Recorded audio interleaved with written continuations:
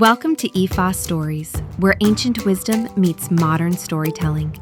Step into the sacred tradition of Ifa, rooted in Yoruba land and shaped through centuries of interaction with neighboring West African cultures and preserved in the Lukumi tradition of the diaspora.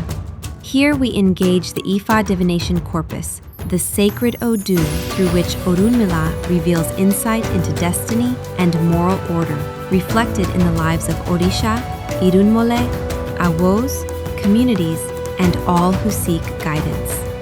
These are not distant myths, but living teachings, bridges between past and present, illuminating responsibility, consequence, and the human path. Honor the wisdom. Reflect on destiny. Journey with us into the heart of Ifa. Subscribe and let the stories speak. Learn more at ifastories.com. Introductory note. This retelling draws on a traditional account as presented in Ifism, Volume 3, The Complete Works of Orunmila, The Odus of Oyeku-Meji, by C. Osamaru Ibi. The narration and commentary in this presentation are original to Ifa Stories. Cinematic narrative of Ifa Stories. The marital experience of Oyeku-bi-Irosun. Odù Oyeku-bi-Irosun. There are stories where love becomes a road of testing. There are stories where public judgment cannot see what Ifa has already revealed. This is the story of Oyeku-bi-Irosun, a story of marriage, rivalry, disgrace, ritual correction, Eshu's intervention, and truth restored only when it is witnessed. It is not a story of possession. It is a story about what happens when affection becomes a contest and sacred knowledge is mocked before its time. The Odu speaks first with warning. It says that the son of this Odu may face difficulty in marriage, and when he discovers that another man is also seeking the hand of the woman he loves, he is warned not to contest for her. This warning stands at the gate of the story. Before the rivalry begins, the Odu has already named the danger. Oyeku-bi-Irosun loved a woman deeply and asked to marry her. But another man was also seeking her. This other man was a traitor, a man who could present wealth before others and use money as proof of his worth. The woman invited both men to her house for a special ceremony. There, in public, the matter of marriage became a contest. On the appointed day, Oyeku-bi-Irosun and the traitor stood before the woman. She declared that both had been her lovers, and the time had come to choose which one was fit to become her husband. The traitor presented his qualification first. He said he had wealth, and that money could provide what she needed. Oyeku-bi-Irosun presented another kind of qualification. He said he was a diviner, able to see and reveal hidden matters. So the woman tested them. She asked the traitor to put down whatever amount he could afford. The traitor placed down 1,000 bags of money. Then she turned to Oyeku-bi-Irosun. Knowing that her father had long been dead, she said her father had promised to see her that day. She asked the diviner to confirm whether she would truly see him. Oyeku-bi-Irosun divined, and after divination, he told her that before she slept that day, she would indeed see her father. But the woman rejected his answer.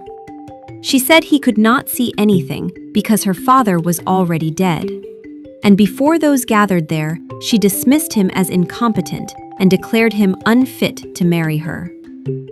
Oyeku-bi-Irosun returned home in disgrace. He did not answer the humiliation through argument.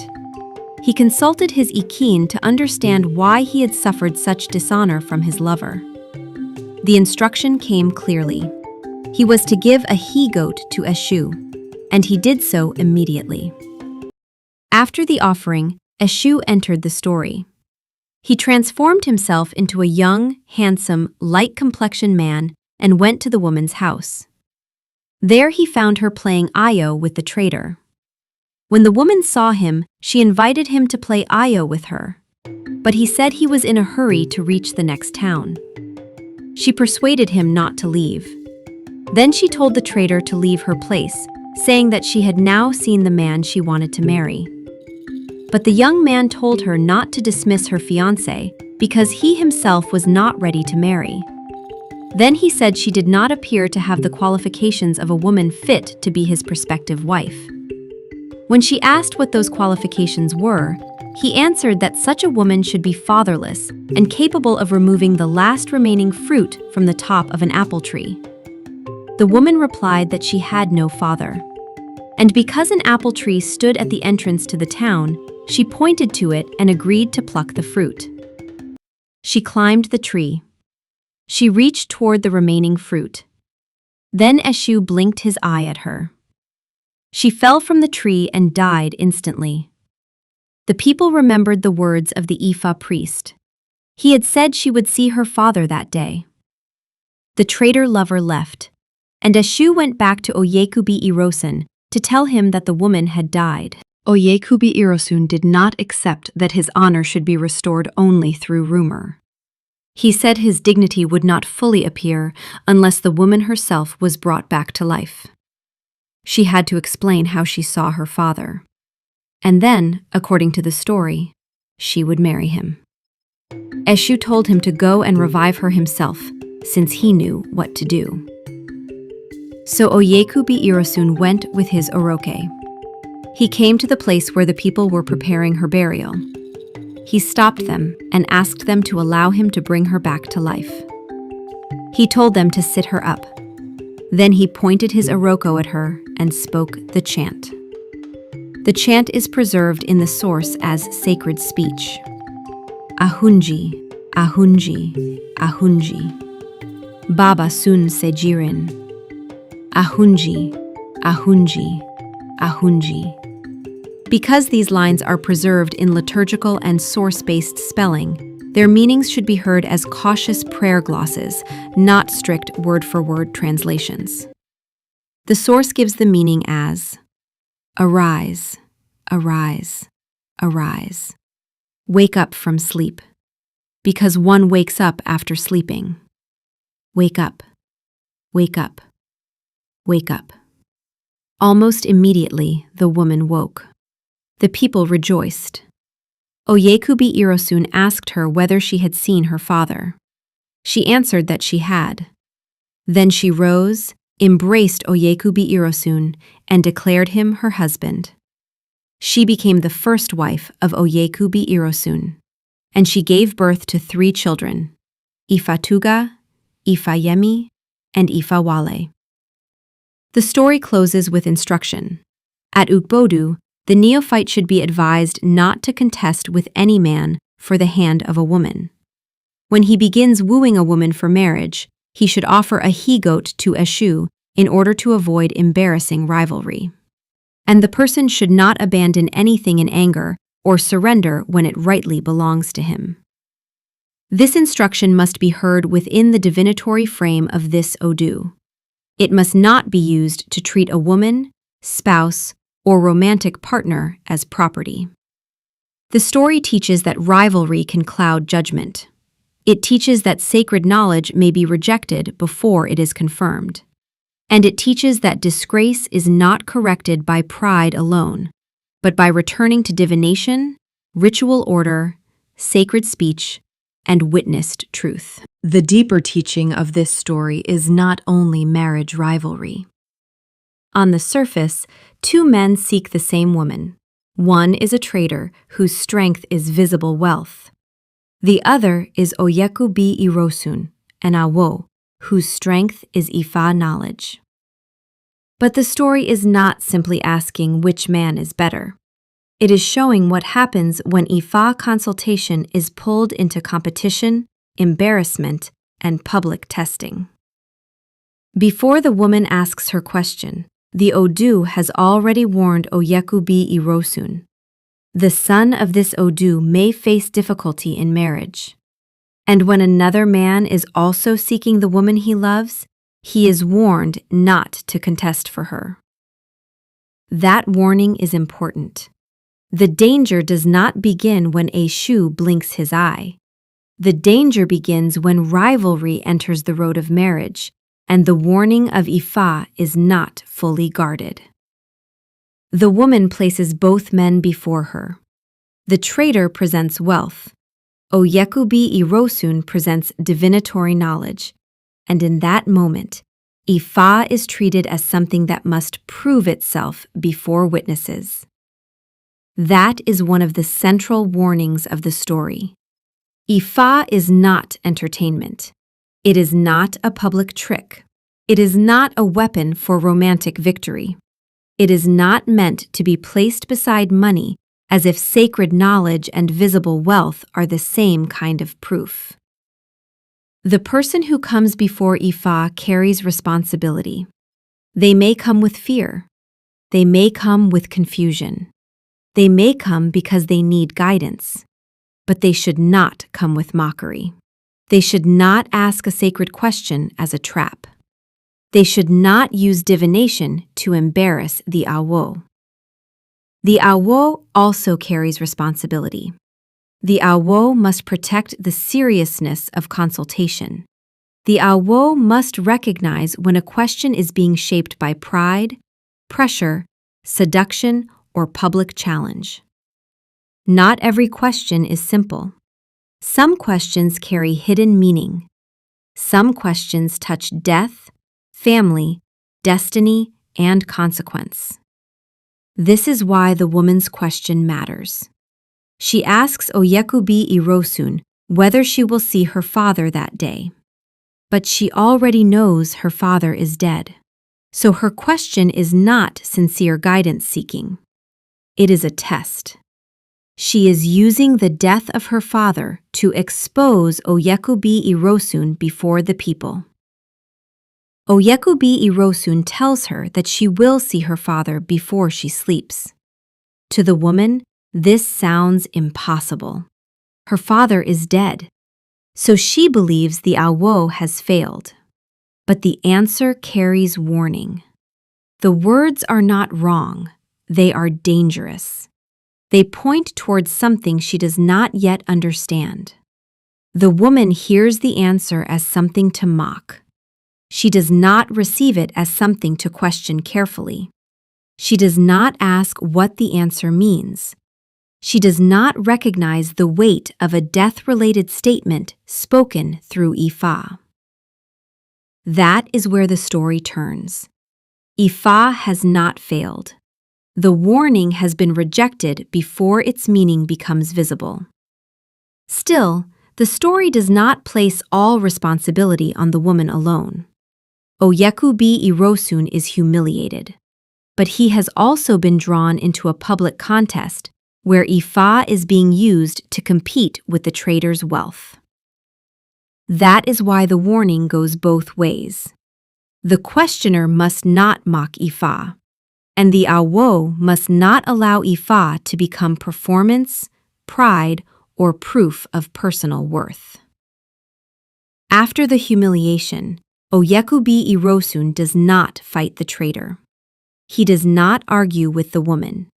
He does not defend himself before the crowd. He returns home. He consults his ikin. He returns to Ifa. This is where correction begins. When disorder appears, Oyeku-bi-Irosun does not repair it with anger. He returns to the source of instruction. Ifa tells him to give a he-goat to Eshu. After the offering, Eshu enters the story. This order matters. Eshu enters after consultation. Eshu enters after instruction. Eshu enters after sacrifice. He is not acting outside the movement of the story. He enters the unresolved matter and carries it toward consequence. Eshu appears as a young, handsome man and goes to the woman's house. He finds her with the traitor. When she sees Eshu, she is drawn to him. She tells the traitor to leave because she has now seen the man she wants to marry. This moment reveals that her judgment is still unstable. First, she compared wealth and divination. Then, after rejecting Oyeku-bi-Irosun, she shifts again when another attractive appearance enters before her. Eshu exposes what is already present. He exposes judgment guided by appearance. He exposes desire without steadiness. He exposes the same pattern that caused the first public test. Then Eshu gives her a condition. The woman fit for him must be fatherless, and she must be able to remove the last remaining fruit from the top of the apple tree. She says she has no father. Then she agrees to climb. This is where her earlier question returns. She had used the death of her father to mock Oyeku-bi-Irosun. Now the same truth becomes part of the condition that leads her toward consequence. She climbs the tree. She reaches for the fruit. Then Eshu blinks his eye. The blink is the visible turning point, but it is not the whole meaning of Eshu's role. Eshu received the offering. Eshu entered the unresolved matter. Eshu tested the woman's judgment. Eshu carried the rejected warning into visible consequence. Then Eshu returned to Oyeku-bi-Irosun and told him what had happened. So Eshu is not merely the force behind the fall. He is the messenger, the tester, and the one who moves the matter from hidden disorder into public correction. The woman falls and dies, but her death is not the final teaching. It is the moment when the rejected word of Ifa becomes undeniable. She asked whether she would see her dead father. She mocked the answer. Through death, she enters the condition where the answer becomes true. But the story does not end there. If it ended with death, the lesson would be only punishment. But the story continues into testimony. Eshu tells Oyeku-bi-Irosun that the woman has died. Oyeku-bi-Irosun says his dignity will not be fully restored unless the woman herself is brought back to life. She must explain how she saw her father. This is very important. Oyeku-bi-Irosun does not want rumor. He does not want people only saying, the awo was right. The woman who mocked the divination must return and testify. The disgrace was public, so the correction must also be public. Oyeku-bi-Irosun goes to the place where the people are preparing her burial. He stops them. He asks them to sit her up. He uses the sacred instrument named in the source and speaks the chant preserved in the story. The source gives the meaning as a call to arise and wake from sleep. This moment must be handled with care. The story preserves sacred speech, ritual authority, and revival. But it should not be treated as a public ritual manual. The point is not to teach a procedure. The point is to show that correction comes through the proper spiritual road, not through pride, argument, or public boasting. The woman wakes. The people rejoice. Then Oyeku-bi-Irosun asks the necessary question. Did you see your father? And she says yes. That answer completes the circle. The same woman who mocked the divination now confirms it. The one who rejected the warning becomes the witness to its truth. Only after this does she rise, embrace Oyeku-bi-Irosun, and declare him her husband. This order must be preserved. She is not his wife when she dies. She becomes his wife only after revival, testimony, and public confirmation. So the story is not about Oyeku-bi-Irosun simply winning a woman. It is about Ifa truth being restored after it was mocked. It is about public disgrace being corrected through public witness. It is about a spoken warning becoming visible through the events of the story. The trader's role is also important. He is not shown as evil. He represents visible wealth. He represents what people can see immediately. His money has power while the matter remains at the level of public comparison. But when the deeper question appears, wealth reaches its limit. Money cannot interpret the Odu. Money cannot answer death. Money cannot restore life. Money cannot bring testimony from the other side. So when the trader leaves, the meaning is not that wealth is wicked. The meaning is that wealth cannot replace sacred sight. The instruction of the Odu must also be understood carefully. The person under this Odu is warned not to enter embarrassing rivalry. He is warned not to abandon the road Ifa has marked for him because of shame, anger, or public pressure. But this teaching is not ownership. It should not be used to treat a woman, a spouse, or a partner as property. The true warning is about rivalry. Rivalry can cloud judgment. Public comparison can corrupt sacred matters. Mockery can turn a question into danger. And sacred truth should not be rejected simply because it has not yet completed its road. For the questioner, the lesson is this: do not come before Ifa with mockery. Do not ask sacred questions as a trap. Do not touch death, ancestors, family, or destiny carelessly. And when an answer comes, do not reject it only because it does not fit what you expected. For the Awo, the lesson is this: do not allow Ifa to become performance. Do not use sacred knowledge to prove personal worth. Do not let desire, pride, or public pressure pull divination out of its proper place. Guard the consultation. Understand the question. Return to Ikin when disorder appears. For the community, the lesson is this: do not laugh too quickly at sacred speech. Do not dismiss Ifa because the truth has not yet finished unfolding. Some words are spoken before the people understand what they mean. This is why the story of Oyeku-bi-Irosun is not only a marriage story. It is a teaching about consultation. It is a teaching about responsibility. It is a teaching about the danger of testing what is sacred. It is a teaching about Eshu as the one who carries a rejected warning into consequence, then opens the road for correction.